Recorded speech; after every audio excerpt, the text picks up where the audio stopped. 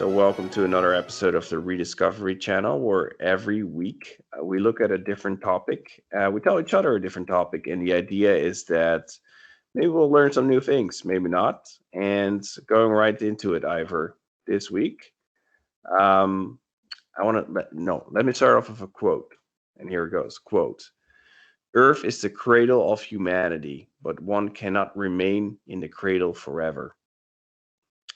Any I've idea who that one is from? before. I heard that quote before. I used to say that to people that would argue with me about space exploration. But is that who's that guy? That's what's his name? Sagan? Maybe he said it as well, but the original quote came from one of the founding fathers of modern rocketry. And Werner von Braun. No. Although he is one of the three founding fathers' students I want to talk about. Okay. But I'm talking about the original three that came up with the theories, pretty much independent from one another. And they came up with the theories that are basically at the foundation of modern rockets, the types that can go fly to space, shoot satellites up there, and let us go to the moon. So von Braun, he was taught by one person. Do you know who it is, or? No, I think I exhausted my guesses. Okay. So he was taught by Hermann Oberth, originally from Transylvania, but from German-speaking parents, born in 1894 in what is now Romania, but at the time was part of the great Austro-Hungarian Empire. The Russian one is who the quote came from, and his name was Konstantin Tsiolkovsky. That's the guy that said that? Yeah. Mm-hmm. Okay. No, I haven't heard of that guy before. I've heard that quote. I thought it was like Carl Sagan or Stephen Hawking. Stephen Hawking, yeah, I don't know. Okay. Yeah, sounds cool. Yeah, it is cool. And the other one is an American called Robert Hutchings Goddard, born in 1882 in Worcester, Massachusetts. Have you heard of him? I've heard the last name before, but I don't know anything. Maybe I haven't. Yeah. Okay. Well, then actually we're quite similar, because I knew about von Braun, Werner von Braun. Not that much actually, but I knew the basics, and I found about these gentlemen. Excuse me. And looking into them, I dug up quite a lot of interesting information, and I wanted to talk about all three of them and zoom in a little bit more about Konstantin Tsiolkovsky, and talk about what they invented and how he actually published a paper back in 1883, decades before the first airplane ever took flight, about the effects of living in outer space with zero gravity. And all these three men actually had one thing in common. And guess what it might be? What's that? You could reflect it back to the quote, potentially. I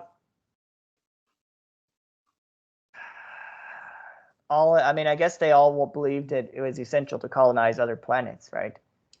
Yes, pretty much. And they were all inspired greatly by science fiction, which is what made them become scientists in the first place and look into rocketry. Because back in the days, what I'm, the years I'm talking about now, which is like the late 19th century, the most of the world was still either steam or even horse powered.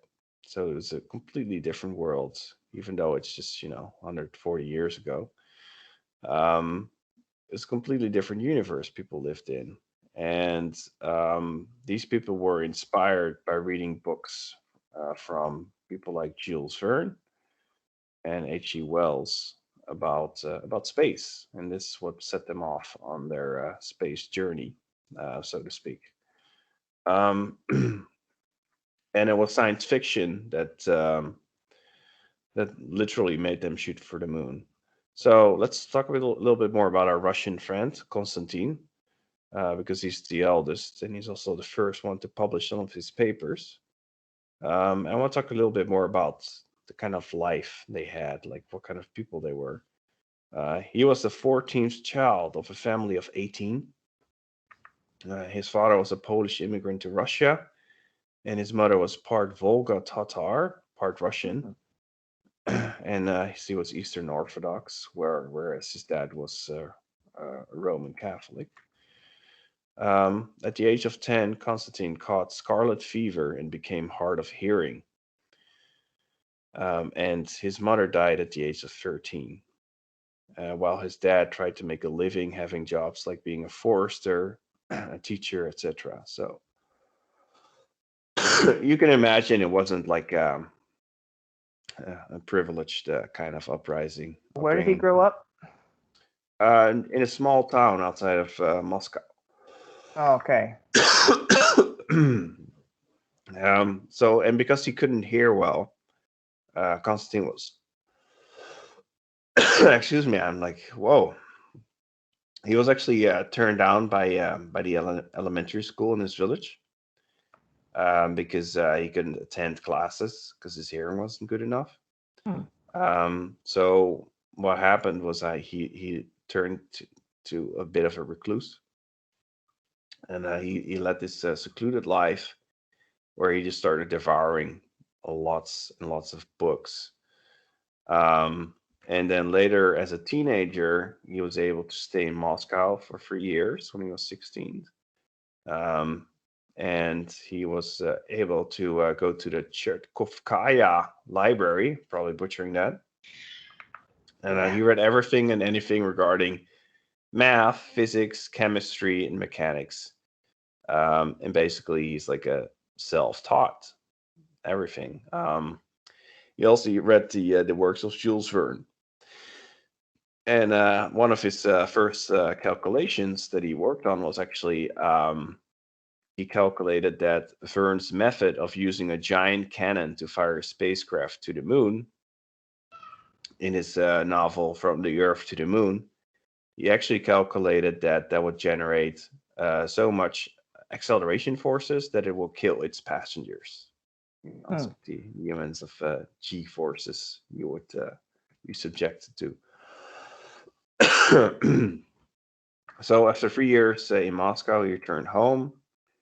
He took an exam to qualify as a teacher. And then he took a basic teaching job, and and on the side he would do all these little projects and his own studies. He also built a centrifuge with the idea of testing gravitational effects, and he was using local chickens as his test subjects for that. That's how you get scrambled eggs. Yeah. So he took arithmetic and geometry in the local school in Borsk.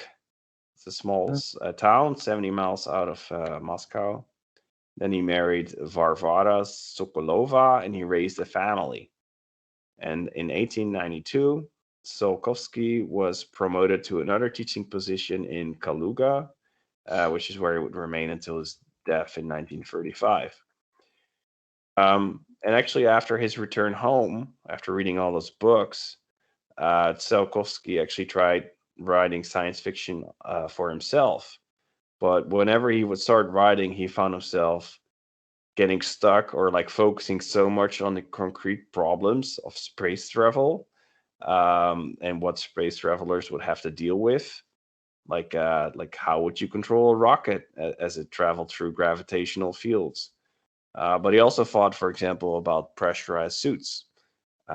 These are, that the story, ended up not being super interesting to the layman kind of Yeah, it person. gets too much into the details and descriptions. Yeah. Yeah. And Hmm. he was living in this small town. Times weren't really easy. This is before the Soviet Revolution, mind you. So if you've ever read any of the old Russian literature, people were poor. He was cut off from the rest of the world. That's also why his publishings hardly influenced two of the two other inventors that I'll briefly address later on. Um, he yeah, he kept doing all this research even though he was cut off from everybody else. He began designing airships, coming up with ideas of doing an all metal plane. He developed Russia's first wind tunnel by himself. He basically laid the work for modern aeronautics. Um, and he finally he turned his eyes towards like selling space. And in 1903, he released a manuscript called "The Exploration of the World Space with Reaction Machines." Um, and this and follow-up articles are regarded as the world's first scientifically viable proposals to explore outer space with rockets. And his rockets were fueled by a mixture of liquid hydrogen and liquid oxygen, the same mix that was later used on the space shuttle, even though hydrogen had only been liquefied for the first time in 1898. So Hmm. he's really pushing the boundaries there. Um, Yeah, he also came up with a formula called the Tsiolkovsky formula about the mathematical relationship between the changing mass of a rocket as it burns through fuel and the velocity of the exhaust gases and the final speed of the rocket, which is considered a foundation of astronautics. But yeah, he was most of the time he was just a provincial school teacher. And not much of his history or research actually left Russia until later on. So the next one was Hermann Oberth um, and Robert Goddard, right? Those are the only two. They basically came up with a lot of the same conclusions independently, and that's why all three of them are considered the fathers of modern rocketry. Hmm.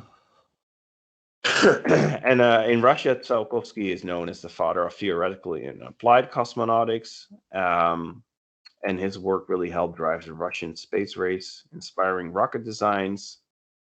Um, Designers such as Valentin Glushko and Sergei Korolyov, and the most prominent crater on the far side of the moon bears his name, as does a prominent asteroid, apparently. And he died in 1935 at the age of 78. Um, and I have another quote from him. Quote, I do not remember how it got into my head to make the first calculations related to rockets. It seemed to me the first seeds were planted by famous fantaseur Jules Verne.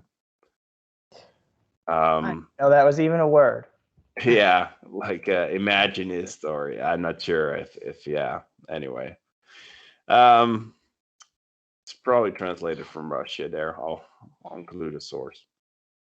So yeah, that was one of the founding fathers. I found he's the oldest one. And then there was this Hermann Oberth, born in 1894. Um, he fought in the First World War, and in actually, even though he's Austro-Hungarian, he became a German citizen in 1940. And he joined his former student von Braun, and he helped develop the V2 rocket for Germany, which could carry warheads at over 3,500 miles per hour. And they rained down on Britain during the war, killing almost 3,000 people and injuring thousands more. The V2 rocket is really was ahead of its time. It's like yeah, it's like the mechanics behind it, how it's steered. it's of course it was used for warfare, but if you look at the technology, it was really just so far ahead of its time. Oberth had ended up moving to the States together with von Braun, 1955, and there they led the work on the development of the Saturn V rocket, which ended up carrying men to the moon. Yeah, he remained there, and then he retired to West Germany in 1958. I wonder Sorry, yeah. if Constantine read The First Men on the Moon, which was The First Men on the Moon. I haven't read it, but I watched a movie they made based on it in like the 60s. It was an H.G. Wells story where these humans, they go to the moon, and there's this insectoid civilization living beneath the ground, and they actually end up contaminating those insectoids with some disease, so that when humans go back again later, all the life on the moon is dead. Oh, really? Yeah. That sounds like a really cool story. I have not read any of Verne's books, so this No, was that's just. H.G. Wells. Oh, that's H.G. Wells. Okay, I've only Yeah, read War Jules of the Verne. Worlds. What is No, this obsession with viruses? And it's interesting. well, probably because, like when this part of the world was being colonized, like a lot of the Amerindians, they were adversely affected by viruses, which were not usually fatal to Europeans, but because they've been living isolated from us for so long, Yeah, they had no immunity. So well, it's that's a good probably, point. it And then you is, still had tuberculosis, right? Because it's before yes. penicillin was invented. Yeah, So so it's not that unreasonable of an assumption, except the thing is though that in that case the aliens were so different, like they were insectoid. yeah. So a human virus, I don't know that they would even be able to get it, or if they did, why should Hmm. it even affect them in the same way? Why should it? Because usually viruses don't hop between species. Yeah, it's a Like, similar plot to War of the Worlds. It's like why oh would yeah, yeah, yeah. why would the bacteria kill the aliens? But Well, no, that actually makes more sense because the bacteria that killed them may not have even been something that affected humans. It could be like something totally different, like a probiotic. Because actually, when it comes to the Earth, the kingdom of life, which has the most the most diversity, is actually bacteria. Like there's more different kinds of bacteria than there are of like all the animals added up together, all hmm, the animals that are big enough to see. So I think that idea is that there was something out of all the hordes of things we have, there probably would be something. Maybe it would be like something that wouldn't affect a human at all, but it could be lethal to them. Viruses are different though because they can't reproduce on their own, and they need to infect specific strands of DNA. They have more specific needs than a bacteria. Bacteria just needs a food source. It reproduces itself. yeah, So but interesting that Wells had was so obsessed with, which is a nice bridge actually to Robert Hutchings Goddard from Worcester, Massachusetts. And he actually became intrigued by space after reading War of the Worlds. So yeah, that's the third man inspired by science fiction, and his initial study of rockets was undertaken at his own expense. He began by experimenting with gunpowder and launched his first powder rocket at Clark University in 1915. Um, and later on, he received a $5,000 grant from the Smithsonian Institute in Washington, D.C., to support his development of a rocket to probe the upper atmosphere. Um, and Clark University allowed them to use their lab, and the lab at Worcester Polytechnic Institute for experimentation. So, okay. So in 1919, Smithsonian published Goddard's research, and the papers focus on like sending these instruments to new heights, where balloons couldn't go, and how rocket propulsion would be able to help in that. But Goddard also made some calculations that showed that a rocket could one day travel to the moon and explode a load of flash powder to mark its arrival. Hmm.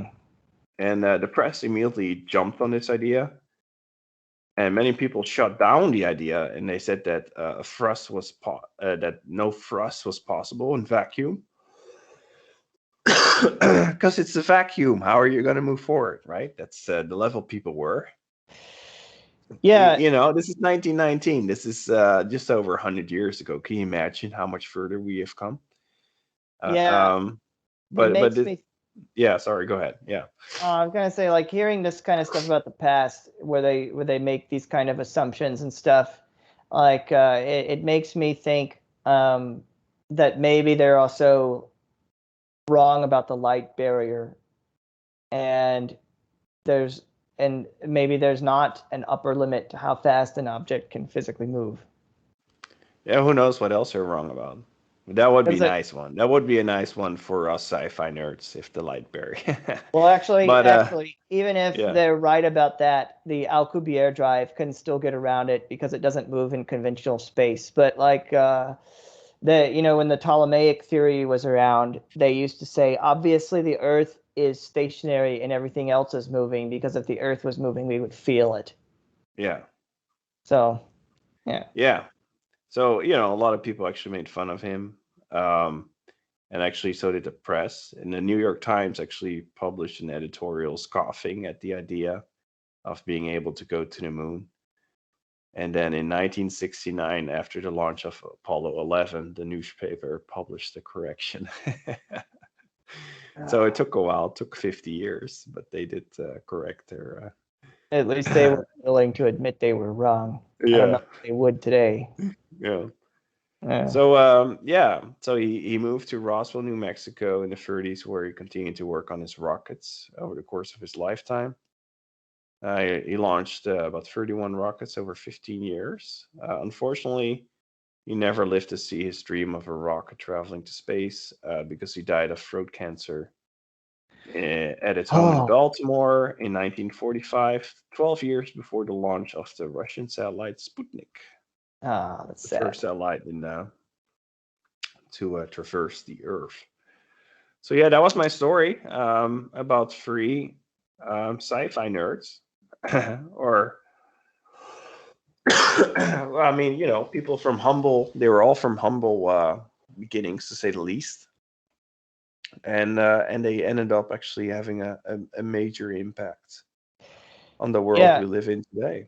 In fact, if it weren't for them, who knows? Maybe we wouldn't be able to even record this video together. So yeah, that's pretty cool, right?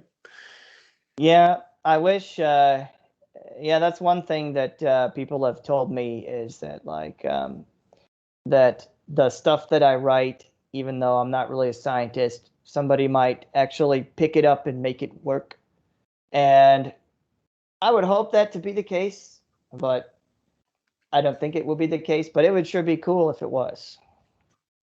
Yeah, Yeah, you and I've actually seen. write sci-fi. Maybe we should put a link to your channel again, although it's also on the main channel. But Oh, to your channel, so people can check it out. yeah, you guys. If I'm also an upstart writer trying to get started. So if you are interested in sci-fi and fantasy, I have a few books. You can just find them on Amazon by searching for my name, because I have a very unique name. So Yeah, cool. yeah, my stuff, it's not so much like rockets, it's more like going to other universes. So I don't know how Yeah, that but would that's be. the thing is like actually Konstantin, he he he was a scientist, but he also had these ideas about perfecting mankind. And he thought that the only way that mankind could reach a higher level was if we would go into space. I That's agree. why his whole quote about leaving the cradle. He really had this bigger idea of like, as if we leave Earth, we're meant to leave Earth. We're meant to colonize the universe. That was really his conviction. It became his conviction, and that through doing so, we would become better as people. And I don't know if that's true, but it's definitely an interesting endeavor, and I think it's something worth pursuing. Because if only because of all the technology we've gotten out of it, um, but also because it's something to inspire for, and it's kind of like those old medieval stories, right? The myths about the strange foreign lands and the kind of monsters that The River live of there. Jewels pouring Yeah, into the sea. I feel like we need those, and this is kind of like the sci-fi version of medieval legends. And I think as a human being, I think it's important to have those kind of dreams as a small boy or girl growing up. It's great to have that idea that there's so much more to explore, the next frontier, other than you know just consuming and amassing things. Yeah, Um, and and I I agree with. yeah, and sorry, I actually wanted to go back to like one of the biggest inventors of nowadays and entrepreneurs, who is also doing a lot in space with his company SpaceX, Elon Musk. Mhm. He was also actually influenced a lot by science fiction. He's named things after like 2001 Space Odyssey, Hitchhiker's Guide to the I didn't like that Galaxy. movie though. So Yeah, I liked the movie. It was okay. Um, mostly just and actually the drone ships that he uses, that SpaceX uses to for the landings, there are two drone ships, and they're coming from a book, Banks' book called The Player of Games, first published in 1988, which is, I don't think it's like super. It's not like Dune or Star Wars. I don't think it's very well known. Um, but here it comes. I have this part of the book that mentions the two drone ships. He had a sudden paranoid idea. He turned to Chambliss urgently. These friends of yours are ships? Yes, Chambliss said. Both of them. What are they called? The Of Course I Still Love You and the Just Read the Instructions, which are the two drone ships' names. They're not warships with names like that. They're general contact units, a type of ship used primarily for exploration and communication. What else? Good, Gergely said, relaxing a little, looking out to the square again. Good, that's all right. And he took a deep breath. So he talks about the sentient ships in this book, apparently. And the drone ships, they are also semi-sentient. They just stay in place, basically. They're not really sentient. Um, anyway, but yeah, I think it's cool how science fiction has been inspiring inventors for well over 100 years now, and it's still doing it today. And I think that's really important. And that's what I was talking about. And you were going to say something about that, Ivor. So sorry. Yeah, I think building useful technology and innovating is definitely like a different skill set than just making up a story. Um, I know that with my brain, I come up with things like, but I don't know how they would work. And I think, yeah, the whole thing about leaving other planets or going and colonizing other planets, that's really the only way that you could have an economy that infinitely grows with infinite growth. It would solve so many problems. Like, shortage of any particular supply, iron, or water, or anything, copper, gold, hydrocarbons, like Titan covered them. You just go out and get it. Like you go and claim new territory. You need more land? Okay, more territory. You need more farmland. Okay, we're going to go take it over. That's probably one of the reasons Russia became a superpower is because of how vast they expanded, and the United States also expanded. It started off small, but being able to acquire new resources and new lands is the way that you can infinitely grow. You can, if you do have an economic downturn, it won't be as bad. Like, let's say that we're an interstellar civilization, and maybe you lose your job on Earth, but they're opening up a new planet and they need homesteaders to go there. Or maybe the homestead's already set up and they need somebody to go there and like teach the kids, you know? So that really is the most important thing. And I've been in since middle school getting in arguments with people that are like, "Oh, there's nothing out there. Oh, why do you care? We have what we need here." Or, like my favorite. Oh, we got to solve all the problems on Earth here first. Or how does this help poor people? Well, it would help everybody. Like Georgia, the state that I live in, was originally set up to help ex-convicts to make them self-sufficient. Now, if England didn't have this territory or any way to acquire it, then those people would not have been able to improve their lives. And also there would be less wealth going back to the homeland. And Earth is just very, very small. Like people that say there's nothing out there, that's ignorant, because Earth is less than the size of a grain of sand compared with the rest of the universe. Like most of the universe exists outside of Earth. So I think it's very short-sighted and not very intelligent to say things like, why that we have everything we need on Earth and that it's a waste of time and a waste of resources. It's the most important thing you can do. Well, I mean, you grow. Sometimes you grow by moving on. Like why would you argue against steam trains, for example? You could say use the same arguments. Like, why do we need steam trains? We got everything Yeah, here. Like, why do horses. we need to go anywhere? Like, why do we need sail ships? We could just stay where we are. Um, yeah, I mean, like if it weren't for space exploration, we wouldn't have a lot of technology we have today. Yeah, Like, for that's right. example, solar power is one of them, just one, but also like the advancements that have been made in computer technology. People will complain about stuff like that. That I find it funny, using technology that literally wouldn't exist if it weren't for space exploration. Yeah, they don't know what they're talking about, and I agree. Like humanity will improve. I don't think you can become perfect because humanity is not going to be perfect, but No, you but can you need to uplift. grow. You always need to grow. You need to multiply. You can't become stagnant because then, you know, Yeah, nothing happens. you can uplift your level of civilization, like being, like okay, United States was originally an English colony. What if the English people had that mentality, like, well, why do you need to go across the ocean? That's stupid. We have everything here. Well, oh, we gotta help all the poor people here before we can go there.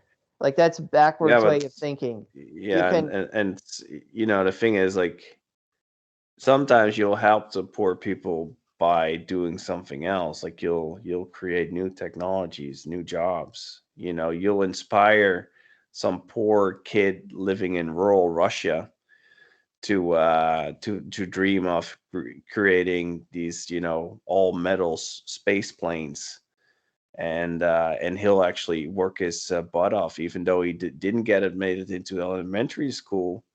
He self teaches himself because he's so inspired that he's like, this is my life purpose, this is something bigger than me.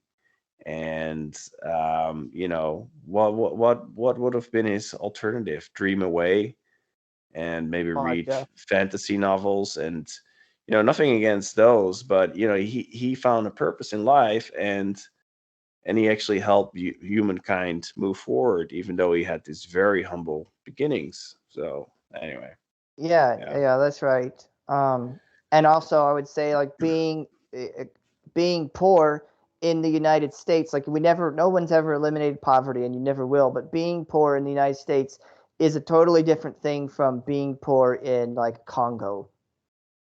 Like those poor people in Congo would be envious of the poor people here.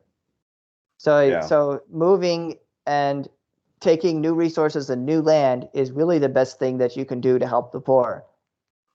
Well, I mean, like if it weren't for modern science, then being poor would be a whole lot worse. Let's put it Yeah, that way, because you'd have all these diseases and no running water, and like even medieval times were pretty good for rich people. but They horrible for the average person. yeah. And a lot of those technological advances were because of people that were dreaming about, what else is possible? What if we had like you're like a communicator in Star Trek and you say, Captain, we need more power or whatever. I'm doing it wrong. We need more And power. then, like It cannot be done. when did the original Star Trek come out? Sometime in the 60s. I should know because I'm such a huge fan, but You I actually should. don't know when the air date was, Okay. so people can make fun of me So, for that. but then, and then like 40 years later, you had the flip phone, like the Razor flip phones, and they Yeah, I had one made of part those. of that a reality. Like, you know, thinking, like dreaming about that kind of future made it possible. And then it becoming real actually, like, it's the founding for more dreams about, okay, what else is possible? Where else can we go? And I think that's one of the exciting parts of humanity. Yeah. Yeah, I think it's the most important thing that you can do that's going to create long-term prosperity and unlimited growth. And just like being poor in the United States is a better thing than being poor in most of the rest of the world, imagine like successfully creating a habitat somewhere else, like all the technology that's going to go along with it and the resources. So like maybe if there's a colony somewhere, then it's like being poor there still means you own like uh, maybe you own like an independent. It could be again like a higher level of living. Like, oh well, there's no homeless there because everybody just owns like hundreds of miles. In the process of the homestead process with independent power and water. Filtration units. Everybody could be self-sufficient, and being poor there maybe means that. Um, well, I don't know. Like I don't have the latest computer model. I'm so poor. Yeah. And like having houses and It's just kind of like cars being could poor be in Holland nothing. today. Yeah, but like it could be the kind of system where having houses and cars is just nothing. It's taken for granted. Like everybody has a house and a car, or maybe not even cars. Maybe they just because there's less people. Maybe everybody just has like a flying vehicle, like something that's the size of the car but takes off and lands vertically. Yeah. Well, I mean, that's Because the thing is yeah, for and sure everybody that. has one because like there's fewer people there, and if it's a habitable world you'd have to travel farther to get to anything. So a new infrastructure arrangement, kind of like how even though the United States was a European colony, we use land differently. Like we have more people have cars and homes, and people live further away from the cities, and there's more independence at the individual level. Of course that's going away, but you get the point, right? If you Yeah, go I to mean, another world, it's going to yeah, be another upgrade. you'll need So better technology. That's because it's bigger differences, distances, and like you can't argue against like space travel and people, sci-fi nerds. They are pushing the boundaries of technology, and part of it is entertainment. Um, Part of it is wonder and meaning also. And you can question those things, the entertainment part, the meaning part, like, what's the meaning of it? To me, it holds a lot of meaning. To me, it has some really big, deeper rooted meaning. But you cannot deny the technological advancements. And I'm going to do a whataboutism. No, like, what about all the billions or trillions we're wasting on things that are purely for entertainment value and that do not bring the mankind any further other than they get a laugh, or they'll watch a certain sport, or they'll eat a certain food. And nothing against those things, but it's I find it just interesting that when it comes to these kind of topics, just because people don't see the entertainment value and they don't see the meaning value, then all of a sudden it's like, oh, it's a waste. We shouldn't do this, spend all this money as you're typing this out on your latest iPhone, which you didn't need either. If you really believe that, then you probably should just have like a really old Android and send all your money to charity instead. But have a landline phone. Yeah, Android. Yeah, or you should be volunteering instead of commenting online. Ooh. Because you're wasting your time, and why don't you spend that time on something valuable? But yeah. Anyways, that was my topic. 3 cool founding fathers of modern rocketry and how they were all inspired by science fiction. Good topic, man. Yeah. Thanks. And if there are any other maybe cool inventors we should look into, let us know. If you have a like, please share it with us. Share the video with your friends, your family.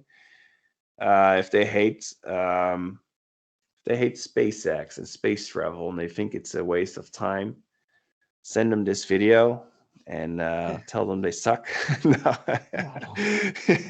Well, that's not. But send them the video. Okay. Yeah. And let us know why you think space travel and science fictions are awesome in the comments below, because it's good for the algorithm. Anything else, Ivor? Just link to your book below. Check it out.